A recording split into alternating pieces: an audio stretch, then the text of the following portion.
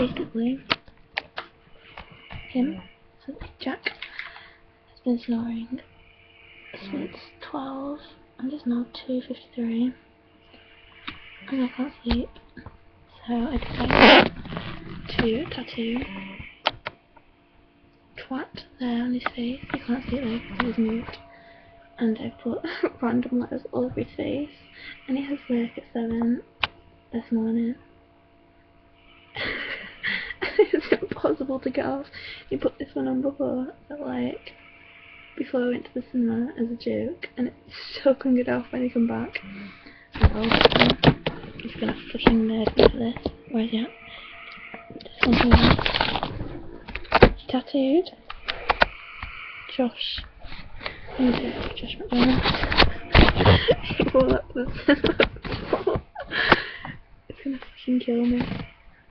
This is what he gets for snoring. And it's fully stuck in his eyebrow, so that's not coming out.